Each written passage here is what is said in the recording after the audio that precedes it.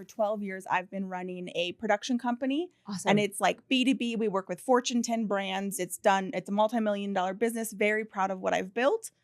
And I'm ready for a pivot. Okay. And so about a year and a half ago, I started getting curious about what would it look like to have a personal brand, because the company I built with the company's name. For context, my personal Instagram was on private 15 months ago. Gotcha. It was very much about the business's brand and not anything about Hannah Soto as a brand. And so getting ready to transition out of that company and now looking for work that's a little more fulfilling. Gotcha. And have discovered that with coaching, both coaching creatives and entrepreneurs, but also building up coaches and running a cohort for that.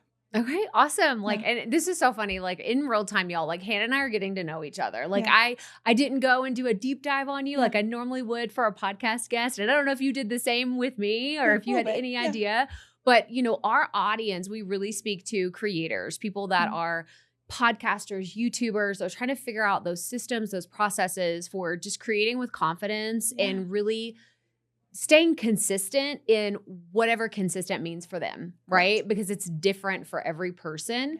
So knowing now that you have a history of production and everything, like tell me more about the nuance, because production, right? That could mean so many different things. Yeah. So for you specifically, like what is the production piece look like? Certainly. So our company is trusted by Fortune 10 brands to create the ads that we see every day. Gotcha. I hosted a meetup last night and I just finished my introduction and there was a TV in this main room and I was like, oh, and actually that's my commercial. Oh my gosh, that's incredible. Yeah.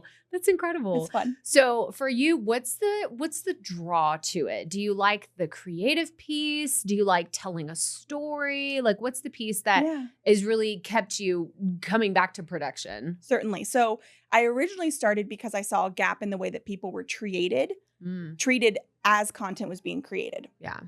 And so I started my company because I believed that no matter your title, you matter and that you should be treated the same as the person at the top of the call sheet. Gotcha. So that's why I started the company. Like I said, it's been an amazing 12-year journey and it's no longer fulfilling to me. I've realized I really love building things, not maintaining.